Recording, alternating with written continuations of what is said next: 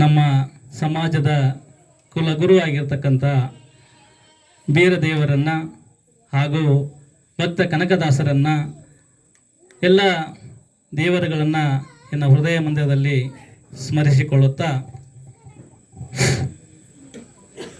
ಮಾನ್ಯರೇ, ಭೂಲೋಕದಲ್ಲಿ ಯಾವಾಗ ಈ ಒಂದು ಧರ್ಮಕ್ಕೆ ತೊಂದರೆ ಆಗ್ತಾ ಇದೆ, ಕಷ್ಟ ಬರ್ತಾ ಇದೆ, ಅಂಥ ಸಮಯದಲ್ಲಿ ಅನೇಕ ದೇವರುಗಳನ್ನು ಸೃಷ್ಟಿಯಾಗಿರ್ತಕ್ಕಂಥ ಇತಿಹಾಸವನ್ನು ನಾವು ಸಾಕಷ್ಟು ತಿಳಿದುಕೊಂಡಿದ್ದೇವೆ.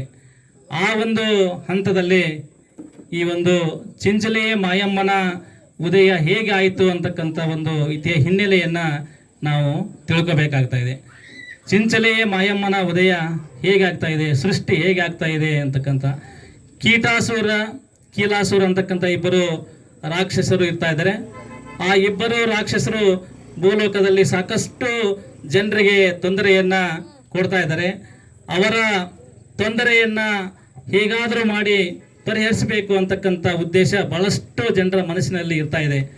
ಆವಾಗ ಏನಾದರೂ ಮಾಡಿ ಇವರನ್ನು ನಿರ್ನಾಮ ಮಾಡಬೇಕು ಅಂತಕ್ಕಂಥ ಜನರ ಮನಸ್ಸಿನಲ್ಲಿರ್ತಕ್ಕಂಥ ಸಂದರ್ಭದಲ್ಲಿ ದೇವತೆಗಳು ಕೂಡ ಬಹಳಷ್ಟು ಅಲ್ಲಿ ಚಿಂತಾಕ್ರಾಂತರಾಗಿ ಬಿಡ್ತಾ ಇದ್ದಾರೆ. ಯಾಕಂದ್ರೆ ದೇವತೆಗಳಿಗೂ ಕೂಡ ಇವರು ಕಾಟವನ್ನು ಕೊಡ್ತಕ್ಕಂಥ ಬಹಳಷ್ಟು ಬಲಿಷ್ಠವಾಗಿರ್ತಕ್ಕಂಥ ಕೀಲಾಸುರ ಮತ್ತು ಕೀಟಾಸುರ ಸಹೋದರರು ದೇವತೆಗಳು ಕೂಡ ಕಷ್ಟವನ್ನು ಕೊಡ್ತಾ ಇದ್ದಾರೆ.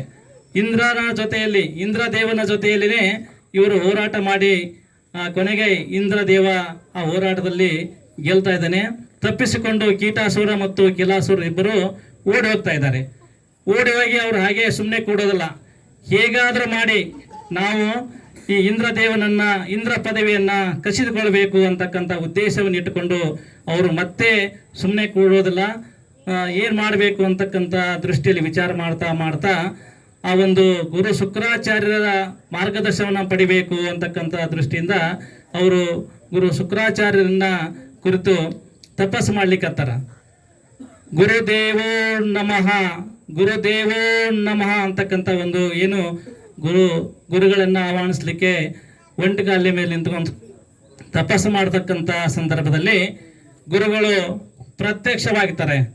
ಶುಕ್ರಾಚಾರ್ಯರು, ಏನಪ್ಪ ಮತ್ತೆ ನನ್ನನ್ನು ಯಾಕೆ ಕರೆದ್ರಿ ನೀವು? ಈಗಾಗಲೇ ನಿಮ್ಗೆ ಹೇಳಿದ್ನಾನು, ನೀವು ಮಾಡ್ತಕ್ಕಂಥ ಕೆಲಸ ಒಳ್ಳೆಯದಲ್ಲ. ಅಷ್ಟು ಸರಳವಾಗಿ ನೀವು ದೇವತೆಗಳನ್ನು ಗೆಲ್ಲಬೇಕಂದ್ರೆ ಭಾಳ ಕಷ್ಟ ಇದೆ. ನೀವು ಈ ಕೆಲಸದಲ್ಲಿ ನೀವು ಭಾಳಷ್ಟು ಸಾಧನೆಯನ್ನು ಮಾಡಿದರೆ ಮಾತ್ರ ಆ ದೇವತೆಗಳನ್ನು ಗೆಲ್ಲಲಿಕ್ಕೆ ಸಾಧ್ಯ ಅಂತಕ್ಕಂಥ ದೃಷ್ಟಿಯಲ್ಲಿ ಅವರು ಬಂದು ಮಾರ್ಗದರ್ಶನವನ್ನು ಮಾಡ್ತಾ ಇದ್ದಾರೆ. ಇಲ್ಲ ಗುರುಗಳೇ, ನಾವು ತಪ್ಪು ಮಾಡಿದೆವು, ನಿಮ್ಮ ಮಾತನ್ನು ನಾವು ಕೇಳಲಿಲ್ಲ. ನಮ್ಮಲ್ಲಿ ಸಾಕಷ್ಟು ಶಕ್ತಿ ಇದೆ, ಮೈಯಲ್ಲಿ ನಾವು ಬಲಿಷ್ಠವಾಗಿದ್ದೇವೆ, ಹೇಗಾದರೂ ಮಾಡಿ ನಾವು ದೇವತೆಗಳನ್ನು ಸೋಲಿಸ್ತೇವೆ ಅಂತಕ್ಕಂಥ ನಮ್ಮ ಒಂದು ಮಂದ ಬುದ್ಧಿಯಿಂದ ನಾವು ಆ ಕೆಲಸಕ್ಕೆ ಇಳಿದೆವು. ದೇವೇಂದ್ರನ ಜೊತೆಯಲ್ಲಿ ನಾವು ಯುದ್ಧ ಮಾಡಿದಾಗ ಸೋತು ನಾವು ತಲೆ ಮರೆಸಿಕೊಂಡು ಇವತ್ತು ಬದುಕಬೇಕಾಗಿದೆ ಅಂತಕ್ಕಂಥ ದೃಷ್ಟಿಯಲ್ಲಿ ಗುರುಗಳ ಮುಂದೆ ಹೇಳಿದಾಗ ಶುಕ್ರಾಚಾರ್ಯರು, ನೀವು ಹಾಗೆ ಮಾಡಿದರೆ, ಯಾಕಂದ್ರೆ ಅಮೃತವನ್ನು ಕುಡಿದ ದೇವತೆಗಳು ಅಜರಾಮರರಾಗಿರ್ತಕ್ಕಂಥವ್ರು, ಅವರಿಗೆ ಸಾವೇ ಅಂತಕ್ಕಂಥದ್ದಿಲ್ಲ. ಹಾಗಾಗಿ ನೀವು ದೇವತೆಗಳನ್ನು ಗೆಲ್ಲಬೇಕಾದ್ರೆ ಬಹಳಷ್ಟು ಕಷ್ಟಪಟ್ಟು ತಪಸ್ಸು ಮಾಡಿ ವರವನ್ನು ಪಡ್ಕೋಬೇಕಾಗ್ತಾ ಇದೆ. ಅಂದಾಗ ಮಾತ್ರ ನೀವು ಸಾವಿನಿಂದ ಮುಕ್ತಿಯನ್ನು ಹೊಂದಬೇಕಾದ್ರೆ ಕಠಿಣವಾಗಿರ್ತಕ್ಕಂಥ ತಪಸ್ಸನ್ನು ಮಾಡಿದಾಗ ಮಾತ್ರ ಸಾಧ್ಯ ಅಂಥೇಳಿ ಗುರುಗಳು ತಿಳಿಸಿದಾಗ, ಇಲ್ಲ ಗುರುಗಳೇ, ನೀವು ಹೇಗೆ ಮಾರ್ಗದರ್ಶನ ಮಾಡ್ತೀರಿ, ನಾವು ಹಾಗೆ ನಡೆದುಕೊಳ್ತಾ ಇದ್ದೇವೆ ಅಂಥೇಳಿ ಗುರುಗಳ ಮಾತನ್ನು ಕೇಳಿ ಏನು ಮಾಡ್ಬೇಕು ಹೇಳ್ರಿ ಅಂತಂದಾಗ, ಇಲ್ಲ ನೀವು ನನ್ನನ್ನು ಹೇಗೆ ಇಲ್ಲಿಗೆ ಬರಮಾಡಿಕೊಂಡ್ರಿ ಅಂತ ಕೇಳ್ತಾರ. ಇಲ್ಲ ಗುರುಗಳೇ, ನಿಮ್ಮನ್ನು ಕುರಿತು ನಾವು ತಪಸ್ಸು ಮಾಡಿದೇವೆ ಅಂದಾಗ ನೀವು ಬಂದು ನಮ್ಮ ಮುಂದೆ ನೀವು ಪ್ರತ್ಯಕ್ಷರಾದ್ರಿ. ಅದೇ ರೀತಿಯಾಗಿ ನೀವು ಶಿವನನ್ನ ಕುರಿತು ಕಠಿಣವಾಗಿರ್ತಕ್ಕಂಥ ತಪಸ್ಸನ್ನು ಮಾಡಿ ಶಿವನನ್ನ ಒಲಿಸಿಕೊಳ್ಳಬೇಕು ಅಂದಾಗ ಶಿವ ನಿಮ್ಮ ಎದುರುಗಡೆ ಒಲೆದು ಬಂದು ನಿಂತಾಗ ನಿಮಗೆ ಕೇಳ್ತಾ ಇದ್ದಾರೆ, ಏಕೆ ನನ್ನನ್ನು ಕುರಿತು ನೀವು ತಪಸ್ಸು ಮಾಡ್ತಾ ಇದ್ದೀರಿ, ನಿಮಗೇನು ಬೇಕು ಕೇಳ್ರಿ, ನಾನು ವರವನ್ನು ಕೊಡ್ತೀನಿ ಅಂತೇಳಿ ಶಿವ ಯಾವಾಗಲೂ ವರ ಕೊಡ್ತಕ್ಕಂಥದ್ದು ಬಹಳಷ್ಟು ಮುಂದ ಶಿವ. ಹಾಗಾಗಿ ಶಿವನನ್ನು ಕುರಿತು ನೀವು ತಪಸ್ಸು ಮಾಡಿ ಆ ಶಿವನಿಂದ ವರವನ್ನು ಪಡೆದುಕೊಂಡು ಯಾರಿಂದಲೂ ಕೂಡ ನಮಗೆ ಸಾವು ಬರಬಾರದು. ಭೂಮಿ ಮೇಲೆ ಇರ್ತಕ್ಕಂಥ ಮಾನವರಿಂದಾಗಲಿ, ದೇವತೆಗಳಿಂದಾಗಲಿ, ಪ್ರಾಣಿ ಪಕ್ಷಿಗಳಿಂದಾಗಲಿ ಯಾರಿಂದಲೂ ಕೂಡ ನಮಗೆ ಏನು ಮರಣ ಬರಬಾರದು ಅಂತ ಒಂದು ವರವನ್ನು ನೀವು ಪಡ್ಕೋಬೇಕು ಆ ಶಿವನಿಂದ ಅಂತೇಳಿ ಗುರುಗಳು ಹೇಳಿದಾಗ, ಆಯ್ತು ಗುರುಗಳೇ, ನಿಮ್ಮ ಮಾತಿಗೆ ನಾವು ಬದ್ಧರಾಗಿ ಕಠಿಣ ಎಷ್ಟೇ ಕಷ್ಟ ಆದರೂ ಕೂಡ ನಮ್ಮ ತಲೆ ಹೋದರೂ ಕೂಡ ನಾವು ತಪಸ್ಸನ್ನು ಮಿಸ್ ಮಾಡೋದಿಲ್ಲ, ತಪಸ್ಸನ್ನು ಬಿಡೋದಿಲ್ಲ. ಆ ಪರಮಾತ್ಮನನ್ನು ಒಲಿಸಿಕೊಂಡು ನಾವಿಲ್ಲಿ ಏನು ಆ ಒಂದು ವರವನ್ನು ಪಡೆದುಕೊಂಡು ದೇವತೆಗಳ ಜೊತೆಯಲ್ಲಿ ನಾವು ಯುದ್ಧ ಮಾಡಿ ಎಲ್ಲ ದೇವಲೋಕವನ್ನು ಭೂಲೋಕವನ್ನು ನಮ್ಮ ಕೈಗೆ ತೆಗೆದುಕೊಂಡು ನಾವು ಅದರಲ್ಲಿ ಸಫಲರಾಗ್ತೀವಿ ಅಂತಕ್ಕಂಥ ಮಾತನ್ನು ಗುರುಗಳಿಗೆ ಆಶ್ವಾಸನೆ ಕೊಟ್ಟು ಗುಡ್ಡದ ಮೇಲೆ ಒಂಟಿಗಾಲಲ್ಲಿ ನಿಂತು ಕೀಲಾಸೂರ ಇಬ್ಬರು ತಪಸ್ಸು ಮಾಡ್ತಾ ಇದ್ದಾರೆ. ಓಂ ನಮಃ ಶಿವಾಯ, ಓಂ ನಮಃ ಶಿವಾಯ, ಓಂ ನಮಃ ಶಿವಾಯ ಅಂತಕ್ಕಂಥದ್ದು ಬಹಳಷ್ಟು ದಿನಗಳವರೆಗೆ ತಪಸ್ಸು ಮಾಡ್ತಾ ಇದ್ದಾರೆ. ಹಾಗಾಗಿ ಶಿವ ಅವರ ತಪಸ್ಸಿಗೆ ಒಲಿದು ಪ್ರತ್ಯಕ್ಷನಾಗ್ತಾ ಇದ್ದಾನೆ. ಅವರ ತಪಸ್ಸಿಗೆ ಒಲಿದು ಪ್ರತ್ಯಕ್ಷನಾಗ್ತಾ ಇದ್ದಾನೆ.